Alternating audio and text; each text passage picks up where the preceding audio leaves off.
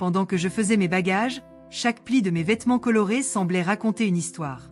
Les couleurs vibrantes de ma robe traditionnelle, avec ses motifs complexes, me rappelaient mon village en Afrique, où chaque tissu était une célébration de la culture et de l'identité. L'odeur de ma patrie était encore ancrée dans les fibres et je souriais à l'idée de retrouver bientôt ma petite fille à Paris. C'était la première fois que je voyageais aussi loin et l'excitation se mêlait à l'anxiété. « Tu vas adorer la ville, Amina », dit ma fille, avec une étincelle dans les yeux. Elle est pleine de lumière et de vie. Et ta petite fille sera si heureuse de te voir. Avec un dernier regard autour de ma petite chambre, j'ai fermé ma valise et j'ai dit au revoir à ma maison. Le chemin vers l'aéroport était paisible, mais chaque kilomètre parcouru me rendait encore plus nerveux. En arrivant à Paris, la beauté de la ville m'a laissé sans voix. Les rues étaient ornées de fleurs et l'architecture était un spectacle de formes et de couleurs. Je me sentais comme un enfant dans un rêve, mais la réalité approchait rapidement. En arrivant à l'hôtel, la grandeur des lieux m'a fait hésiter. C'était très différent de ce à quoi j'étais habitué. Le lobby était luxueux, avec du marbre poli et des lustres étincelants. J'ai regardé ma tenue, qui était une expression de qui je suis, mais pendant un instant, j'ai senti qu'elle était inappropriée. J'ai pris une profonde inspiration et me suis dirigé vers la réception. « Bonjour, madame », dit le réceptionniste avec un sourire qui s'est rapidement estompé lorsqu'il m'a vu. « Puis-je vous aider ? » « J'aimerais m'enregistrer, s'il vous plaît. »« Je m'appelle Amina », répondis-je, essayant de rester calme. Mais avant que je puisse continuer, il m'a interrompu. « Désolé, mais votre tenue vestimentaire n'est pas tout à fait appropriée pour cet hôtel. Peut-être pourrez-vous trouver un endroit plus approprié. » J'ai ressenti une vague de confusion et de déception. Mais je suis ici pour rendre visite à ma petite fille. C'est ma culture, protestai-je, la voix tremblant un peu. Je comprends, a-t-il répondu, sans montrer d'empathie, mais nous devons maintenir un standard. Ces paroles ont résonné en moi, comme si un morceau de mon cœur avait été arraché. J'ai regardé autour de moi et j'ai remarqué que certains invités me regardaient, leurs expressions variant entre la surprise et la désapprobation. J'avais envie de crier, d'expliquer que chaque détail de ma robe avait un sens, une histoire, un lien avec mes ancêtres. La tête baissée, je m'éloignais du comptoir, ressentant le poids de l'humiliation. Ce qui aurait dû être un moment de joie s'est transformé en cauchemar. Je me dirigeais vers la sortie, essayant de retenir les larmes qui menaçaient de couler. Le bruit des rires et des murmures autour de moi rendait la situation encore plus douloureuse. C'est inacceptable. J'ai entendu une voix ferme et je me suis arrêtée pour regarder. C'était une jeune femme aux cheveux colorés et au regard intense. Comment peuvent-ils traiter une femme aussi digne de cette façon ? Elle ne devrait pas être là, marmonna un autre invité, mais la jeune femme ne se laissa pas décourager. Il ne s'agit pas de ce qu'elle porte, mais du respect que nous devrions avoir pour toutes les cultures. C'est honteux. L'indignation dans sa voix semblait résonner dans mon cœur. Je ne connaissais pas cette jeune femme, mais quelque chose dans sa passion m'a donné une petite lueur d'espoir. J'ai regardé à nouveau autour de moi et j'ai vu que les autres invités semblaient également mal à l'aise. Des sentiments d'empathie ont commencé à émerger entre eux et j'ai réalisé que malgré la douleur, il se passait quelque chose de plus grand. « S'il te plaît, ne pars pas comme ça », dit la jeune femme en s'approchant de moi. « Vous n'êtes pas seul. Faisons quelque chose à ce sujet. » J'ai ressenti un mélange de gratitude et de confusion. Je voulais juste retrouver ma petite fille et partager les histoires de ma vie avec elle.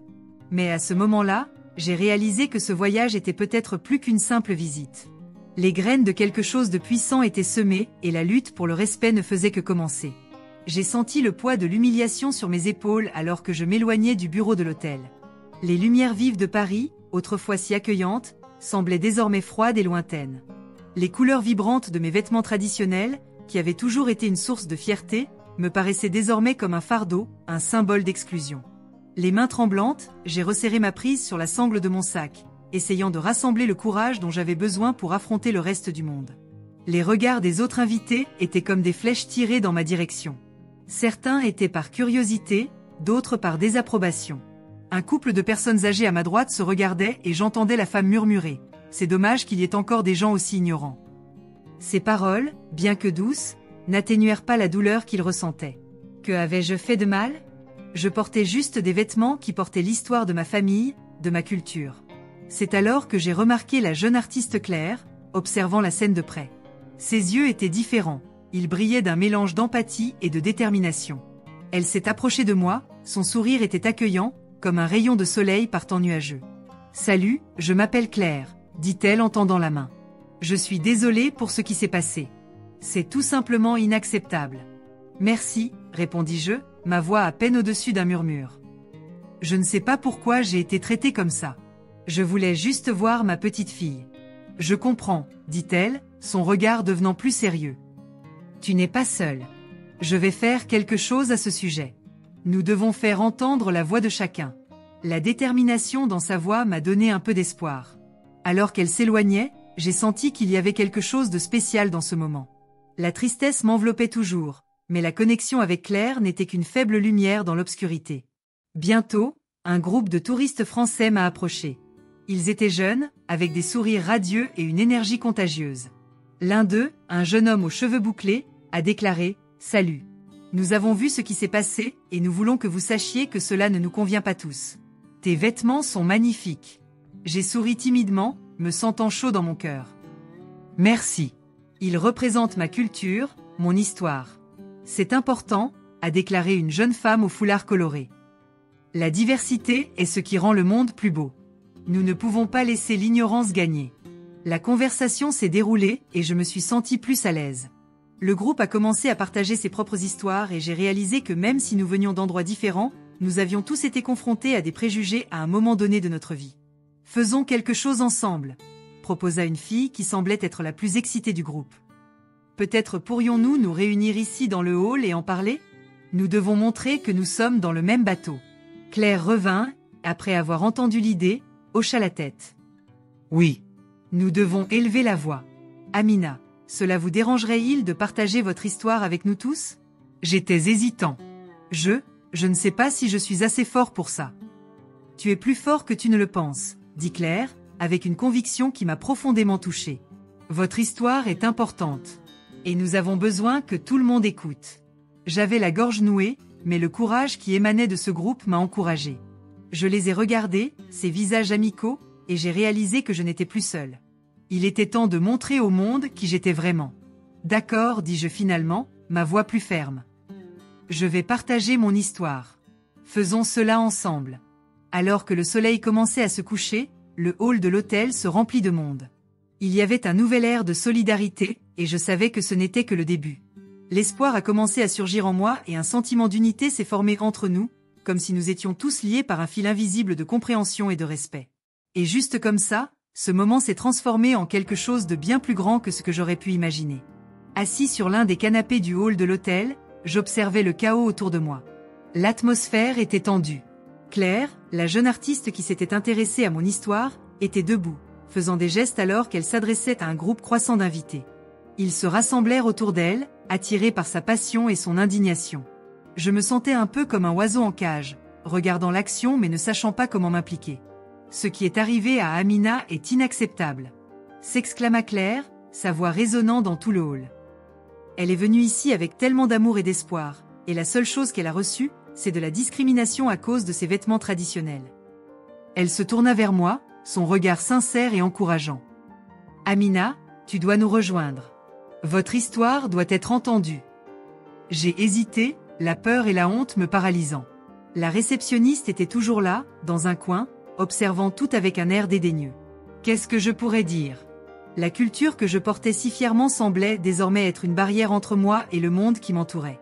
Je ne sais pas si je peux, Claire, murmurai-je, la voix tremblante. Je ne suis pas un leader. Je ne suis qu'une femme âgée qui voulait voir sa petite fille. N'a pas d'importance. Répondit Claire, avec une lueur de détermination dans les yeux. Vous êtes la raison pour laquelle nous sommes tous ici. Votre présence est déjà un acte de résistance. N'ayez pas peur de partager votre histoire. Ces paroles ont commencé à résonner dans mon cœur. Autour de moi, d'autres invités ont commencé à s'exprimer. Un homme aux cheveux gris, qui ressemblait à un professeur, élève la voix. Si c'est ainsi qu'un hôtel traite ses clients, alors nous devons nous unir et exiger le respect. L'atmosphère changeait. Les gens se rassemblaient autour d'une cause plus grande que chacun de nous. Une femme portant un foulard coloré, qui semblait avoir une histoire riche et vibrante à raconter, a ajouté « Nous devons nous rappeler que nos différences sont ce qui nous rend spéciaux. Nous devons célébrer la diversité, pas la rejeter. » J'ai senti une petite flamme s'allumer en moi. La peur a commencé à se dissiper, remplacée par un sentiment d'appartenance. Après tout, je n'étais pas seule. Ces gens, jusque-là inconnus, se rassemblaient désormais pour soutenir ma cause. Je n'étais pas seulement Amina, la vieille femme africaine. J'étais Amina, porteuse d'une riche culture, et ils étaient prêts à se battre à mes côtés. Organisons une manifestation pacifique, a suggéré Claire en nous regardant tous. Nous ne laisserons pas les préjugés l'emporter. Montrons à l'hôtel que chacun mérite d'être respecté, quelle que soit sa tenue vestimentaire ou son origine. L'énergie dans le hall s'est accrue. Les gens ont commencé à s'organiser, certains prenant du papier et des stylos pour réaliser des affiches. J'ai vu un groupe de jeunes écrire des mots de soutien et d'inclusion. La culture est un pont, pas une barrière, dit l'une des affiches. À ce moment-là, j'ai réalisé que je n'étais pas seulement dans un hôtel à Paris, était en mouvement. Je pourrais être une voix, un représentant de quelque chose de bien plus grand. Le réceptionniste était toujours là, mais sa présence semblait désormais insignifiante. Ce qui comptait, c'était la connexion que nous créions. Nous nous retrouverons ici dans 1 heure, dit Claire, le regard déterminé. Amina, tu vas nous rejoindre, n'est-ce pas? J'ai pris une profonde inspiration, ressentant la force de la communauté autour de moi. Oui, je le ferai. La réponse est sortie plus ferme que prévu. Une vague d'encouragement a balayé l'espace et j'ai finalement compris que l'unité pouvait surmonter n'importe quelle barrière. Ainsi, dans ce hall, sous la douce lumière de l'hôtel, une révolution silencieuse était sur le point de se produire. Et moi, Amina, j'étais prête à en faire partie. Le soleil du matin brillait de 1000 feux, se reflétant sur les fenêtres de l'hôtel et illuminant les rues de Paris. J'étais là, observant de loin l'agitation qui se formait devant le hall. Ce qui a commencé comme une simple journée chez ma petite fille s'est transformé en quelque chose de bien plus grand que ce que j'aurais pu imaginer. J'ai ressenti un mélange de honte et de gratitude en regardant les invités se rassembler, tous unis pour une cause dont je ne pensais même pas qu'elle susciterait autant de soutien. Allez, Amina, tu dois nous rejoindre. Claire, une jeune artiste qui semblait si pleine de vie, m'a interpellée avec un clin d'œil. J'ai hésité, sentant le poids de mes vêtements traditionnels qui représentaient tant ma culture. C'était plus que de simples vêtements, ils étaient l'essence de mon identité. Je ne sais pas si je suis la bonne personne à qui parler. Je ne suis qu'une femme âgée qui est venue rendre visite à sa petite fille, répondis-je, la voix tremblante. Pour cette raison, vous êtes la bonne personne. Votre histoire doit être entendue. Vous êtes plus qu'un symbole de résistance, vous êtes un témoignage vivant de votre culture, a insisté Claire en me tenant fermement la main. Ce contact fut réconfortant et, pendant un instant, les insécurités disparurent. Je savais que je ne pourrais pas me cacher éternellement. Avec un profond soupir, j'ai décidé de m'approcher du groupe. Les voix se mêlaient dans un mélange d'indignation et de solidarité. « Amina, viens ici !» a crié un homme d'âge moyen, qui semblait être l'un des touristes qui m'avaient soutenu la veille. Il s'appelait Antoine et il avait un sourire chaleureux qui m'a mis un peu plus à l'aise. « Nous sommes tous là pour vous. Votre présence est importante. Venez nous parler, m'a-t-il encouragé. Le cœur battant, j'ai gravi les quelques marches qui me mèneraient au centre de l'attention. Le murmure de la foule cessa lentement et un silence respectueux s'installa. J'ai regardé ces visages, pour la plupart étranges, mais maintenant si familiers. « Et, bonjour, commençai-je, ma voix résonnant timidement. Je m'appelle Amina. Je viens d'un petit village d'Afrique. » En entendant ma voix, certains invités m'ont encouragé par de doux applaudissements, et cela m'a donné du courage. Je suis venue à Paris pour rendre visite à ma petite fille. Mes vêtements, ils représentent la culture de mon pays, l'histoire de mon peuple. J'ai regardé les couleurs vives de mes vêtements et j'ai continué. Quand je suis arrivée, j'ai été rejetée. J'ai été traitée comme si ma culture n'avait aucune valeur. Cela fait mal. L'émotion a commencé à déborder au fur et à mesure qu'il parlait. Mes vêtements sont un héritage, un symbole de qui je suis. Claire s'est approchée de moi en me tenant le bras, et cela m'a donné la force dont j'avais besoin pour continuer. Je ne m'attendais pas à ce que cela se produise ici, dans un endroit censé être accueillant. Mais en même temps, cela m'a fait réaliser que je ne suis pas seule. Vous êtes tous ralliés à moi, et c'est un énorme cadeau. La foule a recommencé à applaudir et j'ai vu des larmes dans les yeux de certaines personnes. Un homme âgé, qui semblait avoir le même âge que moi, s'est levé et a dit « Amina, ton histoire est notre histoire.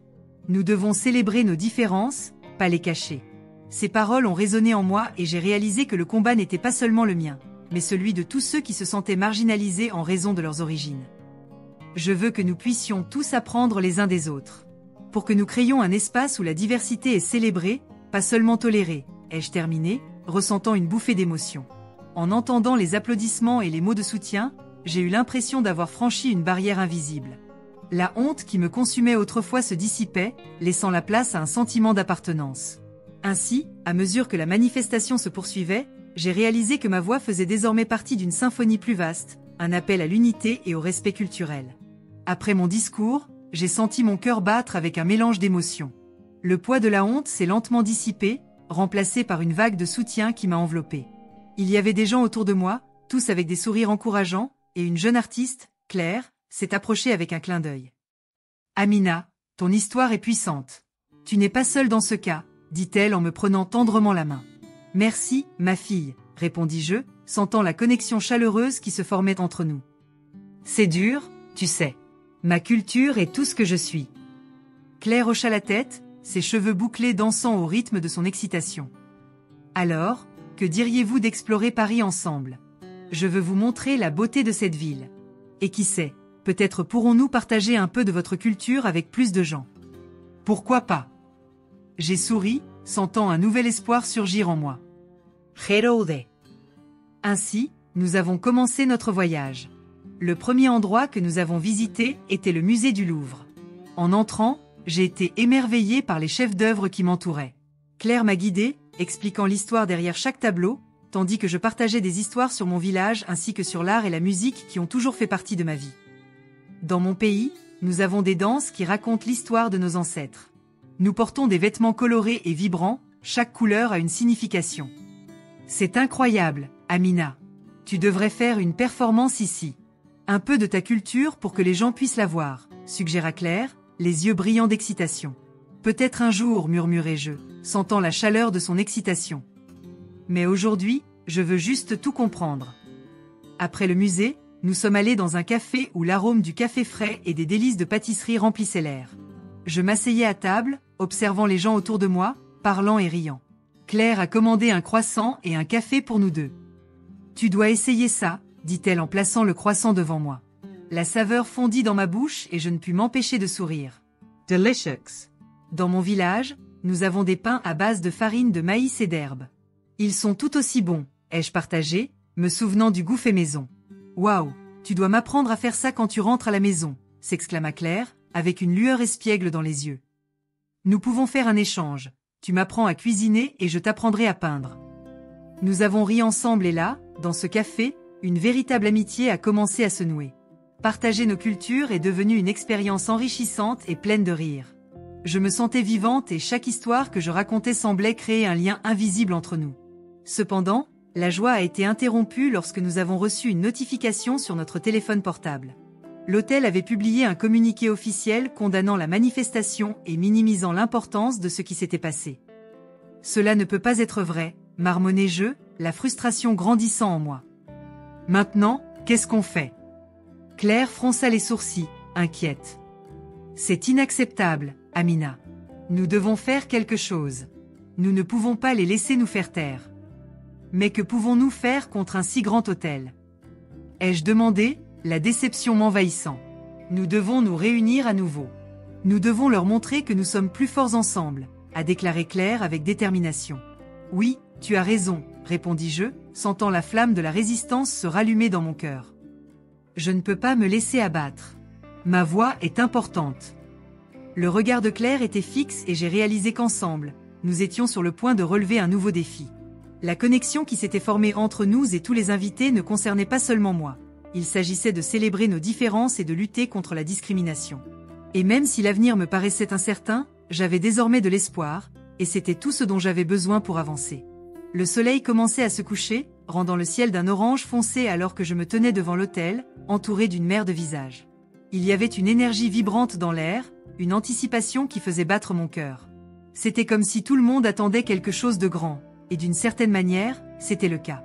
Moi, Amina, une vieille femme africaine, j'étais devenue le symbole d'un combat pour le respect et la dignité, mais plus que cela, j'étais sur le point d'être témoin d'une grande révélation.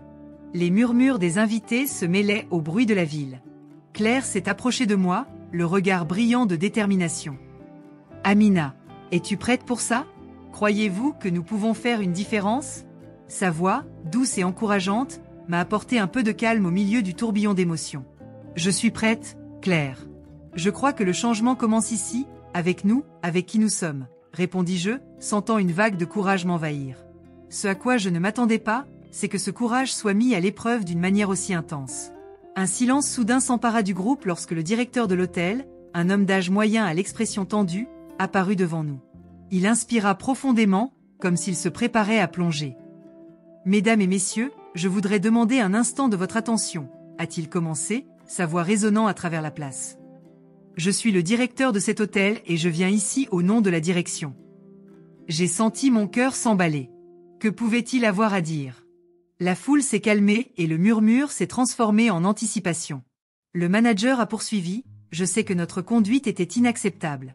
Les vêtements d'Amina, ses traditions et sa culture font partie de ce qui rend ce monde si riche et diversifié. » Mon souffle se bloqua dans ma gorge. Il reconnaissait ma valeur, mon identité. Il a poursuivi, « Ma grand-mère était africaine. J'ai grandi en écoutant leurs histoires et en découvrant leur culture et leurs traditions. J'en ai toujours été fière, mais je n'ai jamais eu le courage d'en parler, de m'identifier à cette partie de moi-même. » Le silence s'est transformé en murmure de surprise parmi les invités. Claire me tenait la main et je pouvais sentir sa chaleur et son soutien. « Je m'excuse, Amina, » dit-il, la sincérité dans les yeux. « Et j'aimerais vous inviter à un événement culturel à l'hôtel.